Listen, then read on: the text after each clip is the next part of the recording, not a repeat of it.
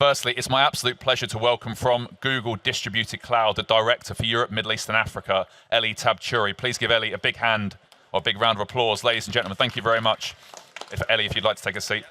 And next, from Rakuten Cloud, it's my absolute pleasure to also introduce the SVP of Sales, Anirban Chakravartti, or as he's better known to us all, Oni.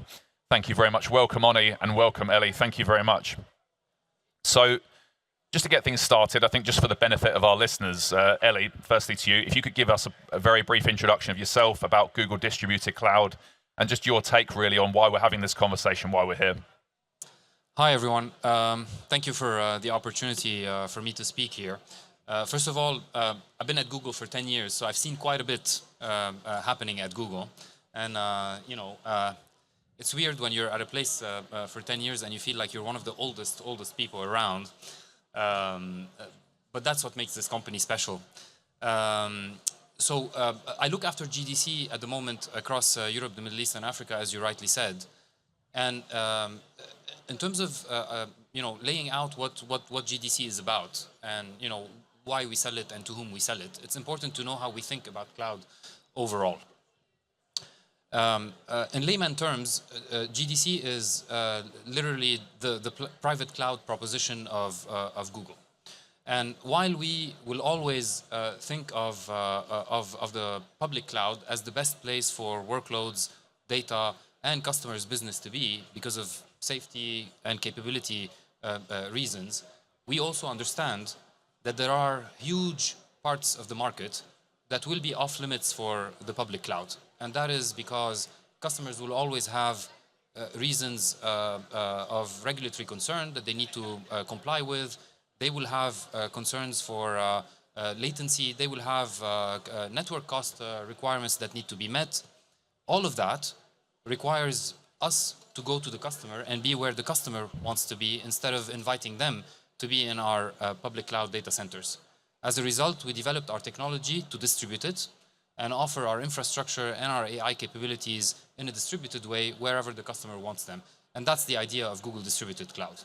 Comes in two flavors, a fully air-gapped, fully isolated version that we call GDC air-gapped, and another one which is semi-connected. It's called GDC Connected. It has its data plane on-premise, local, and its control plane on GCP, and each of them caters to a different part of the market. We can talk a bit more about this later. Thank you very much, Ellie. Oni, my question to you is, so I suppose firstly it's worth saying that we are MWC after all, and most of the marketplace here probably associates Rakuten with its telecom story. But now, Rakuten Cloud and Google Distributed Cloud are going beyond telecom and we're expanding into other industries. Can you tell us about some of the ways that we're working together and really the challenges we're trying to address in unison? Oh, thank you. Thank you, Ellie, for being here. My name is Ani.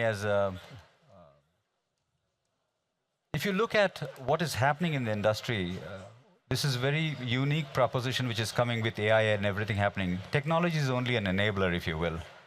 What drives is how can we make our customers profitable in the market, and there's a reason that things are shifting from cloud to a distributed cloud edge. We are extremely proud and excited because we have been partnering with Google for the last 5 years, if you will, and we have been developing this technology together. And we are thrilled to be, and we are humbled at the same time as Rakuten Group and Rakuten Symphony specifically, because GDC Connected is powered by Rakuten's software-defined storage globally. And we just announced today also, and thank you, Ellie, for that, and because we've announced today we're expanding this strategic partnership globally. So that being the foundation of the work to start with, at the enterprise side, we have a solution which caters to the retail, manufacturing, anything outside telecom. And there is quite a lot of synergy which is coming between what telecom needs are and what enterprise needs are. And there is a very common area or a Venn diagram. If you run two circles, there is an overlap coming.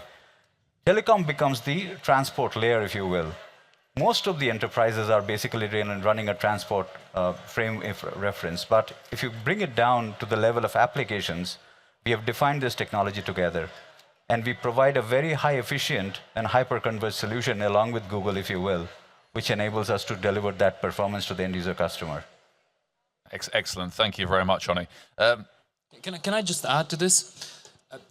This is great, Oni. I just want to say also, just to add to what you said, this partnership has been there for a long time and it's growing. And I just want to say that the beautiful thing about this partnership is that we share the same vision in the market. And that vision is very simple, yet very difficult to achieve. And that is, we want together to try to move industries that have powered economic growth across the world for decades now, from a place where it relied on legacy, mainly infrastructure, IT heavy way of thinking about things, and they were running on all of this infrastructure, into a modern software driven AI powered world. Because we think that what has helped these industries be successful in the past, whether they're in retail or in manufacturing, is not going to help them succeed in the decades to come. Right. And I think that this shared vision is at the heart of why this partnership makes sense and why it's been successful so far. Thank you very much. Again, you've mentioned retail and manufacturing there as two of the most important verticals and ones in which this solution is most applicable. Let's maybe talk about just why this solution is so fit for those industries in particular, the nature of that solution and the nature of their needs at this point in time and what we're trying to address. So it is true that we've mentioned manufacturing and retail so far, but I just want to say that GDC can be anything imaginable for a customer in whichever way they imagine their own business. And I'll clarify what I mean by this. If I look at the journey over the last year and a half, I would say, since I've been involved in GDC and driving this business, we've been discovering new use cases every single day. And to claim that there is a manufacturing use case or a retail use case or even a healthcare use case is just diminishing a lot what the platform is capable of. We have seen use cases that range from smart hospitals and connected hospitals to gaming and casinos, through telcos, retailers, manufacturers, you name it. We've seen customers of all sorts, really, that wanted to do business on GDC, and each of them had different use cases. We're even now in talks with some of the leading manufacturers, technology manufacturers across Europe, and some of these manufacturers have different use cases for GDC within the same factory. So really, you take your pick where we can be successful in this business. And frankly speaking, being focused and deciding where we want to put our efforts has been one of the most challenging go-to-market things we had to do so far. So to add to Ellie's point, I think if you look at customers today, their biggest concern is, obviously they have everything in the cloud, but the market is dynamically changing because they want instantaneous decision to be taken at the edge. That's number one. Now, managing a cloud in one infrastructure which Google has mastered is one piece of the story. The second is when you have distributed small clouds running in 10,000 or 20,000 locations, managing those, making sure the day-to-day operations are running instantaneously, that is a sweet spot, or basically there needs to be a magic there. Just imagine you're running one infrastructure in this Barcelona setup. That's easy to manage, and they've fine-tuned it. The elasticity is there, everything is there. Just imagine 1/10 of this lying in 10,000 locations, and you have to deploy this software across. How do you do that? That is one of the biggest concerns. You're running individual small clouds everywhere. What we have done with them, what we have done with Google is a very unique thing. We have been working with them at the core of engineering to make sure when the product is deployed, it's scalable. And we have use cases today where thousands of locations are getting deployed, where it's getting managed from a central location. That's number one. Second thing is, day zero is perfectly fine. You can set up an infrastructure and run it on day zero. The question is what happens on day one and day two and day n. You have to keep on upgrading the platform. We have figured out an entire flow process to make sure everything is seamlessly working with Google. And that's what the advantage of the power of relationship and the advantage of working together is, coming out with a technology which enables the customer to take the pain points out and make it a very cost-effective solution. That's what we are providing as a partner, if you will. Thank you very much. Let's talk about the market more broadly for edge cloud.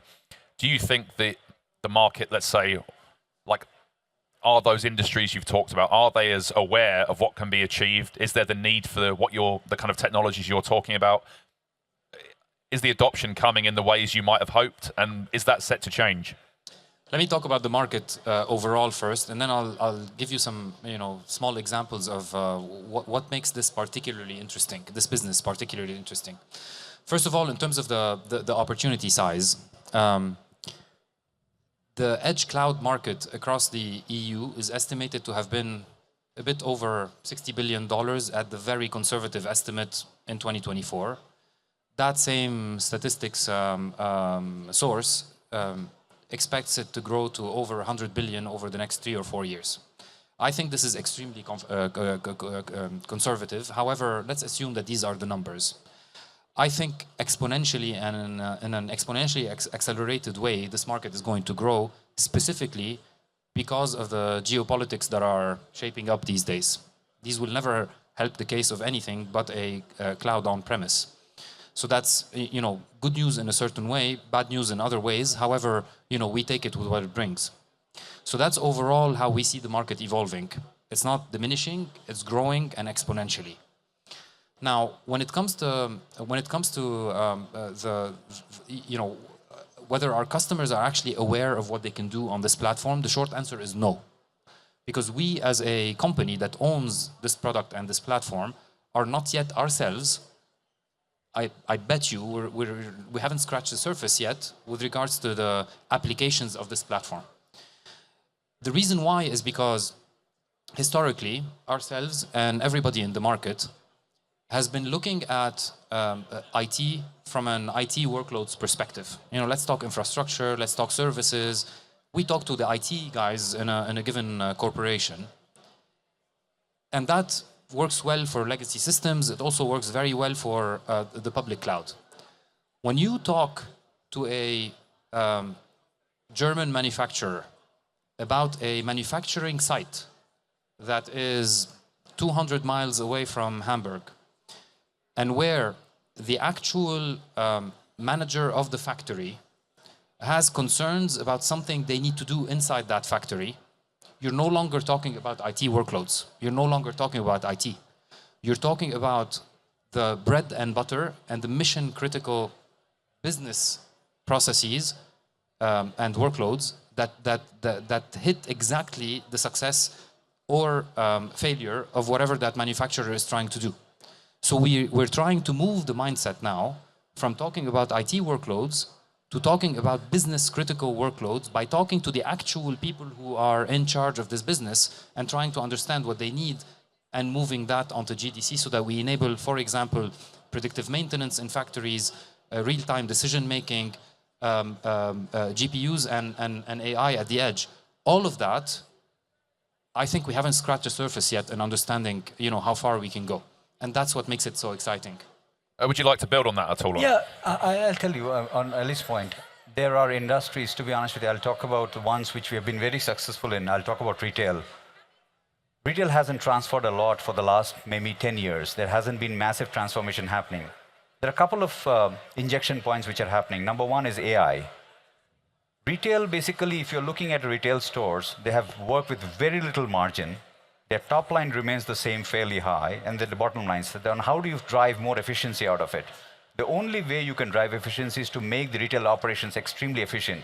So if you take a place which is a fast food joint, what they are trying to achieve with this technology is they are trying to look at people's behavior and making sure their operations is very efficient, if you will.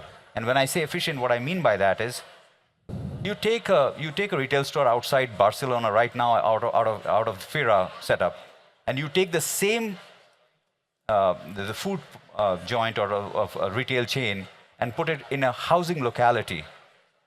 Their buying pattern by week and hour is going to be drastically different, even if they are selling the same thing. Now the question is, how much do I stock? What are the people coming between 9 and 5 and after 5 o'clock? What is my perishable food inventory? How can I make it more efficient? How can I reduce number of people who are making the product or basically being on the POC line Those are all different things. And basically what you're doing is you're selling the same thing, but you're making it extremely efficient. And that's how they're going to make, because end of the day, technology is an enabler. One thing which we forget about it, we get all excited about technology. Customers are looking to make profit out of this business. How do I monetize the entire thing? What we are trying to achieve is give them a reason to monetize with the solution which we are offering. And that's what we are trying to do with this technology. Thank you very much. Ellie, I just want to pick up on something you said there. You mentioned AI at the edge. Now, let's try and break this down and explain what that means in very simple terms, I suppose. And what impact could that have? Obviously, AI is a massive part of Google's strategy across the company. Same could be said for Rakuten, of course. But what does it mean, and what outcomes can be achieved from AI at the edge in those terms? Yeah. First of all, let's go back a little bit in history for context. Our CEO keeps repeating that Google has been an AI-first company since 2015 or 2016.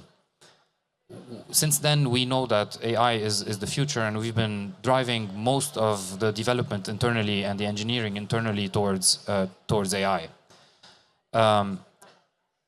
It cannot be the philosophy of Google that the future is AI without that applying to GDC as well. And as a result, GDC has been developed with one clear idea in mind. Give customers a best-in-class edge cloud computing device powered by AI that's available in the market. That's our vision. We are firmly delivering on that vision at the moment when you compare us to peers. And I believe we have every ingredient in place to take it, multiple steps ahead. Every single rack we ship today, every single server we ship today can contain GPUs if the customer wants them. And as a result, we are now moving to enabling customers and partners to benefit from AI as a service and GPUs as a service, really, at the edge. And that's been, a terrific value add for partners and customers alike. I would also say that we have plans to, grow in terms of generative AI and, offering generative AI on GDC. And our platforms anyway, our AI models, are built in a way whereby they can operate in a distributed sort of environment very easily and very seamlessly. So any customer that wants to use a AI model on GCP can translate it then on GCP can move it to GDC very easily, and vice versa, which enables a lot of flexibility in how customers operate and go about their business. Thank you very much. Oni, do you have any take on that as well? As I've shared, AI is one of the key impetus because you're using the technology at the edge and making the go-to-market, or basically the customers, extremely efficient as they deliver the solution.